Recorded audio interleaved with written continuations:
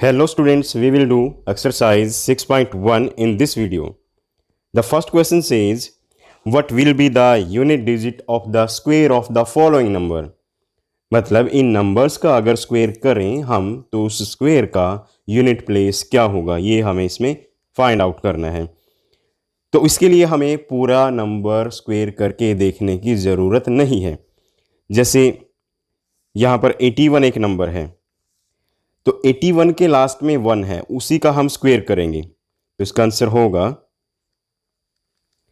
Unit place of 81 square. 1 इसका answer आएगा। कैसे? क्योंकि लास्ट में 1 है, 81 के लास्ट में 1 है, तो लास्ट वाले नंबर को उसी से मल्टीप्लाई करेंगे, 1 को 1 से मल्टीप्लाई करेंगे तो 1 ही आएगा। अब ऐसे ही जो सेकंड पार्ट है इसमें हमें यूनिट प्लेस बताना है, यूनिट प्लेस ऑफ 272 स्क्वायर।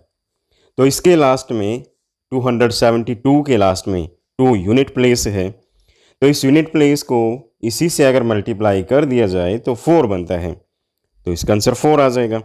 ऐसे ही जो इसका थर्ड पार्ट है, थर्ड पार्ट में हमें बताना है यूनिट प्लेस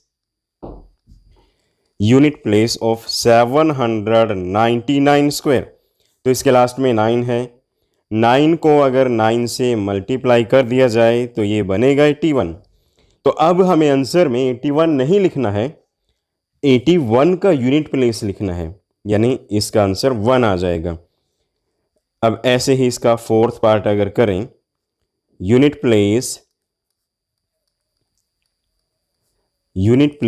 बताना है 1 2 3 4 स्क्वायर का। अब इसका यूनिट प्लेस 4 है इस नंबर का, अगर 4 को 4 से मल्टीप्लाई कर दिया जाए तो ये 16 बनता है, तो इसका आंसर यहाँ पर 6 हो जाएगा। मतलब मल्टीप्लाई करने के बाद जो नंबर यहाँ मिला है उसका हमें यूनिट प्लेस लिखना है। अगर अब इसका हम 8th पार्ट करें, 8th पार्ट में बताना है यूनिट प्लेस ऑफ 99,880 स्क्वायर। तो इसके लास्ट में 0 आता है, और 0 को अगर 0 से मल्टीप्लाई करें तो भी 0 आएगा, तो इस तरह से इसका आंसर 0 आ जाएगा। मतलब यूनिट प्लेस बताने के लिए हमें स्क्वायर करने की ज़रूरत नहीं है, बस हमें यूनिट प्लेस का ही स्क्वायर करना है। नंबर के यूनिट प्लेस का स्क्वायर करो और स्क्वायर का यूनिट प्लेस आ जाएगा। अब इसके बाद second question,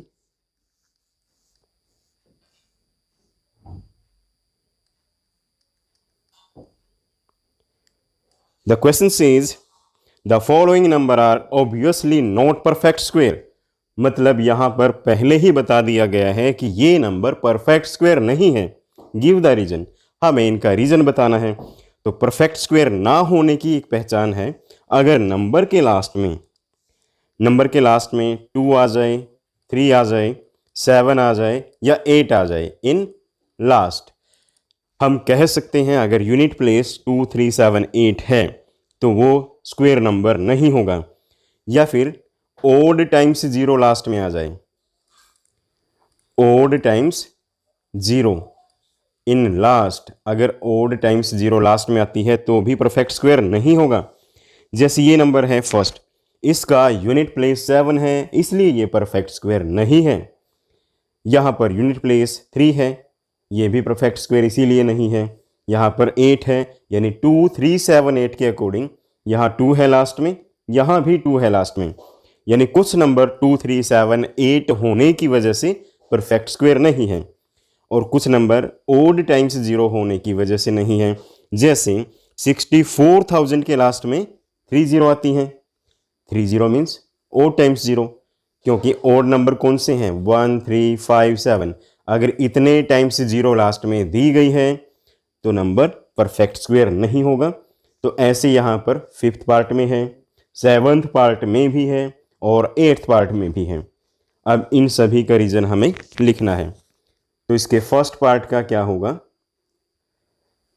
it last with 7, in unit place. Second part, unit place is 3. Unit place is 3. ऐसे ही थर्ड पार्ट में हमें लिखना है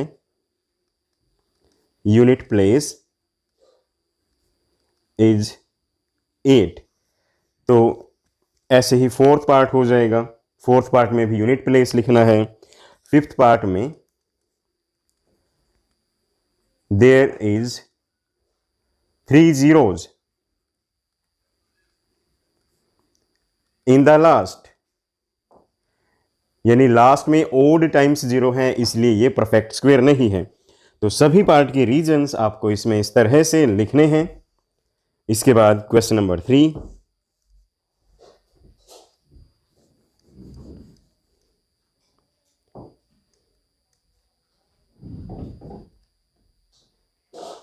Question number 3 says,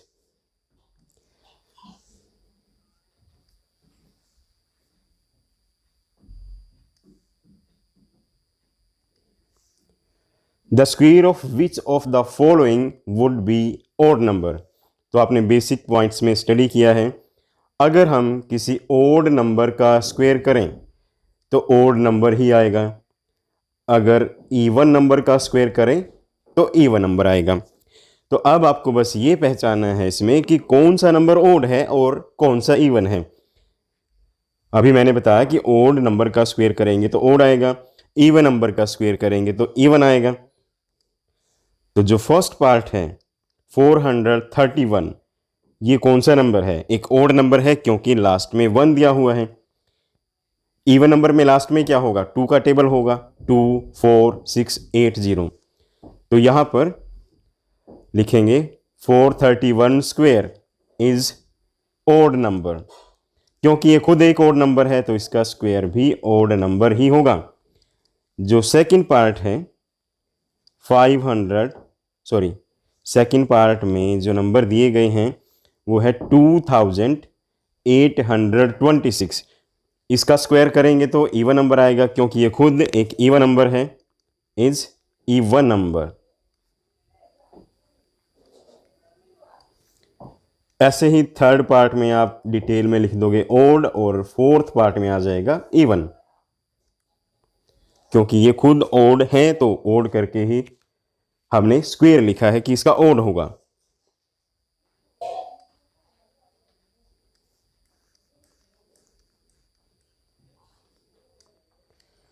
Now the question number 4, observe the following pattern and find the missing digit. ये pattern हमें observe करना है. इस पैटर्न को ऑब्जर्व करने से देखो यहां पर 2 times 1 है तो 1 to 1 आया है. उसके बाद क्या है? यहां पर 2 times 1 है. अगर मैं थोड़ा गैप बनाकर लिखूं तो 1 to 1 इसका आंसर आया है. अगर इसमें एक 0 आ जाती है जैसे यहां पर दी गई है तो यहां पर भी एक 0 आएगी. उसके बाद यहां पर 2 zeros लिखी हुई हैं, जैसे यहां अगर 2 zeros लिख दी जाए तो यहां पर भी 2 times 0 आएंगी. इसका मतलब क्या हुआ? यहां लिखे हुए वंस के बीच जितनी 0 है उतनी ही स्क्वायर करने के बाद आएगी. तो यहां पर जो फोर्थ रो है उसमें दिया गया है 1 0 0 0 0, 4 times 0 है तो इसका स्क्वायर करेंगे तो 1 2 1 तो आएगा ही. इनके बीच में 4 times 0 आ जाएंगी. सेम इसी तरह से ये होगा. 1 लिखा है, उसके बाद 1 2 3 4 5 6 times 0 है. 1 2 3 4 5 6, उसके बाद 1 लिखा हुआ है, यानी 1 2 और 1 के बीच में यहां भी 6 times 0 आएंगी. 1 2 3 4 5 6, 1 2 3 4 5 6. मतलब जैसे यहाँ 1 times 0 है, 1 0 1 बना तो 1 2 1 के बीच बीच में भी 1 0 आई. यहाँ पर डबल 0 है तो यहाँ भी डबल 0 आई. मीन्स जितनी 0 स्क्वायर करने से पहले डिजिट्स के बीच में है, 1 and 1 के बीच में है, उतनी ही जीरोज स्क्वायर करने के बाद 1 to 1 के बीच में आएगी.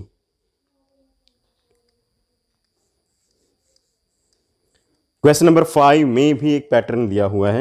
Observe the following pattern and supply the missing number. Missing number इसमें हमें लिखने हैं। अब इसमें ऐसा पैटर्न है,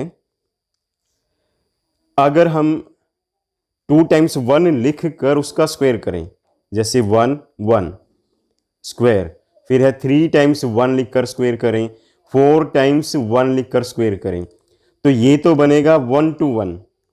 इसमें 3 टाइम्स 1 लिखा है तो 3 तक काउंटिंग ऐसे लिखनी है और 3 से ही वापस रिटर्न करना है। और इसमें 4 तक काउंटिंग 1 2 3 4 और 4 से ही वापस 3 to 1। जैसे इस तरह के स्टेप्स होते हैं किसी मैच को जीतने के बाद, फर्स्ट सेकंड थर्ड के स्टेप होते हैं इस तरह से। जैसे फर्स्ट है, उसके बाद सेकंड, ये थर्ड, तो उसके बाद हम सेकंड पे आएंगे, फिर फर्स्ट पे, यानी ये 3 जो है दोबारा रिपीट नहीं होगा क्योंकि ये टॉप मोस्ट नंबर है। ऐसे ही यहाँ पर जो सबसे बड़ा नंबर है वो एक ही बार आएगा। जैसे ये 4 है, सबसे बड़ा नंबर है, ये एक ही बार आया है, तो एक तो ये लॉजिक इसमें यूज किया गया है। उसके बाद जितनी जीरोज साथ में लिखी हुई हैं उनको रिपीट किया गया है।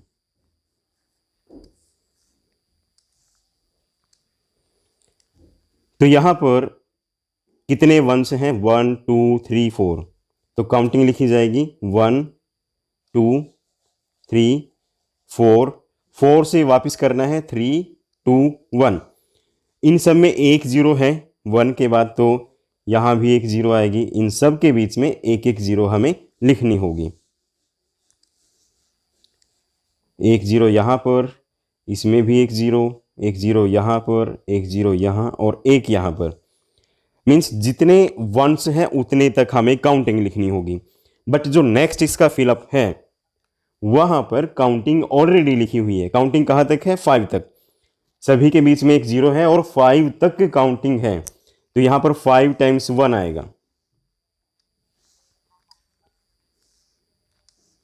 5 टाइम्स 1 1 2 3 4 5, और यहां हर एक डिजिट के बाद एक जीरो लिखी हुई है, तो यहां भी एक एक जीरो सबके बाद लिख दीजिए। 1 0 1 0 1 0 1 और इन सब का स्क्वायर ऑलरेडी यहां पर लिखा हुआ है। मतलब इसका आंसर क्या हुआ? यहां पर 1 2 3 4 टाइम्स 1 है, 1 2 3 4 टाइम्स 1 है, सभी के बीच में एक जीरो है, तो 1 0 2 0 3 0 4 तक ऐसे काउंटिंग आई। उसके बाद 3 2 1 और 1 टाइम जीरो सभी के बाद आएगी। और ये कैसे सॉल्व हुआ? यहाँ 5 तक ऑलरेडी काउंटिंग लिखी है, तो 5 टाइम्स 1 आएगा। इस तरह से जीरो लिखकर 1 0 1 0 1 3 टाइम्स हो गया, ये 4 टाइम्स, ये 5 टाइम्स, स्क्वायर करके इसके सामने है 1 0 2 0 3 0 4 0 5 0 4 0 3 0 2 0 1। तो फिफ्थ क्वेश्चन यहां पर खत्म होता है। Now the question number 6। Question number 6 में भी एक पैटर्न दिया हुआ है, आप देख सकते हो।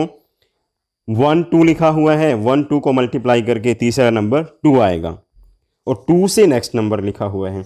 यहां पर 2 3 लिखा हुआ है, 2 3 को मल्टीप्लाई करके 6 आएगा। 2 को 3 से मल्टीप्लाई करेंगे तो 6 आएगा, यहां पर लिखा हुआ है 6। फिर उसके बाद 6 + 1 लिखा हुआ है, यानी 6 से नेक्स्ट नंबर। पहले दो नंबर को मल्टीप्लाई करके तीसरा नंबर, 2 को 3 से मल्टीप्लाई करें 6, 3 को 4 से मल्टीप्लाई करें 12, तो उसके बाद यहां पर नेक्स्ट नंबर लिखा हुआ है। 2 का नेक्स्ट नंबर 3, 6 का नेक्स्ट नंबर 7, 12 का नेक्स्ट नंबर 13 है। तो ऐसे ही इसको कंप्लीट करना है। तो अब फिलअप्स को फिल करने के लिए यहां देखना है, 4 को 5 से मल्टीप्लाई करेंगे तो 20 आएगा। 4 को 5 से मल्टीप्लाई करने के बाद का जो नंबर है वो यहां हमें लिखना है।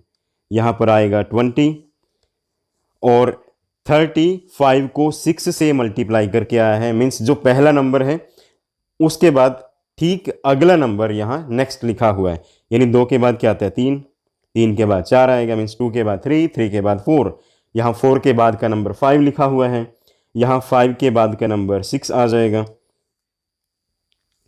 फिर एक पैटर्न अभी हमने एक रूल देखा था, इस पैटर्न में 6 को 7 से मल्टीप्लाई करके यहाँ वो नंबर आएगा, 6 को 7 से मल्टीप्लाई करेंगे तो ये 42 बनेगा, और नेक्स्ट नंबर यहाँ पर।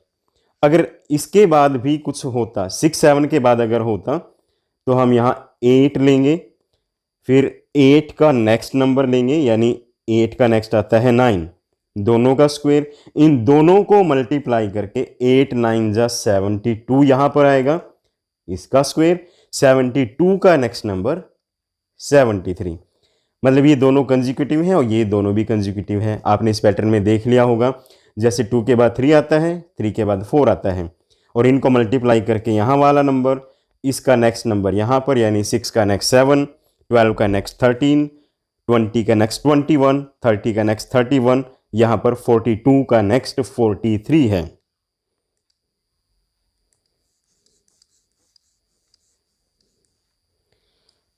Now the seventh question, without adding find the sum। ये यहाँ पर सिर्फ और सिर्फ ओड नंबर्स ऐड किए गए हैं, आपको बस ये देखना है कितने ओड नंबर ऐड किए गए हैं।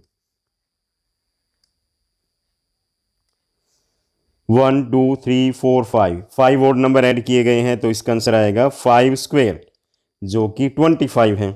यहाँ पर है 1 2 3 4 5 6 7 8 9 10, यहाँ पर 10 नंबर ऐड किए गए हैं, तो 10 स्क्वायर इसका आंसर आ जाएगा, यानी 10 को 10 से मल्टीप्लाई करेंगे तो 100 इसका आंसर आएगा।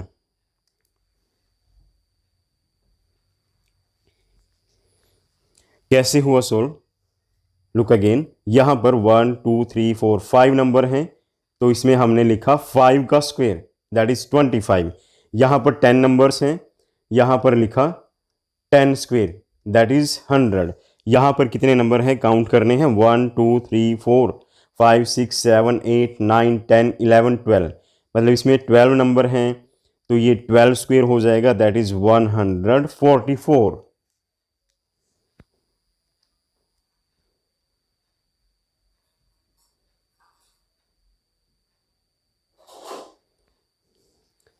Now the question number 8, question 8 में है expand 49 as the sum of 7 odd number. जैसे क्वेश्चन नंबर 7 में ओड नंबर्स का सम लिखा हुआ था, इसमें भी हमने सिर्फ सम ही लिखना है।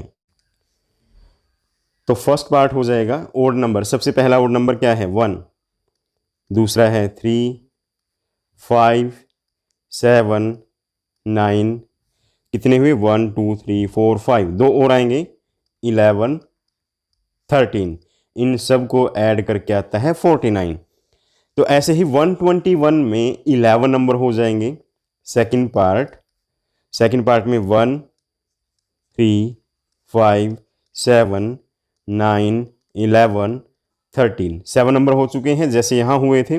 4 नंबर्स और लिखने हैं, 15 17 19 21, और इन सब को ऐड करके आएगा 121। जो टॉपिक हमने क्वेश्चन नंबर 7 में यूज किया है वही टॉपिक क्वेश्चन नंबर 8 में यूज किया गया है।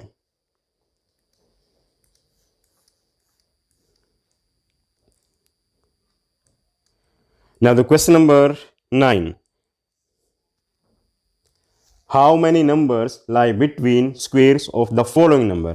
आपने देखा यहाँ कंजिक्यूटिव नंबर दिए गए हैं, यानी 12 के बाद का नंबर 13। ऐसे ही 25 का नेक्स्ट नंबर 26 दिया हुआ है, 99 का नेक्स्ट नंबर 100 दिया हुआ है, मीन्स इनके बीच में कोई और नंबर नहीं है। तो यहाँ पर हमें डायरेक्टली आंसर लिखना है, हमारे पास एक ऑप्शन है, हम डायरेक्टली आंसर लिख सकते हैं। Numbers between 12 square and 13 square, तो यहाँ पर 2 × 12 हमें लिखना है, 24 आंसर आ जाएगा, क्योंकि यहाँ पर रूल लगा है कौन सा rule? Number between n square and n plus 1 square equal to 2 into n, यानी जो पहला नंबर है n, उसका डबल करके हमें लिखना है, यही इसका आंसर होगा। तो ऐसे ही जो सेकंड पार्ट है उसमें आएगा numbers between 25 square and 26 square. तो यहां पर फर्स्ट नंबर का हमें डबल करना है, 2 को 25 से मल्टीप्लाई करना है, मल्टीप्लाई करके 50 आएगा। सेम इसी तरह से थर्ड पार्ट हम लिखेंगे। फर्स्ट नंबर वहां 99 है, तो 2 को 99 से मल्टीप्लाई करेंगे, 198, यानी इसका आंसर आ गया 198।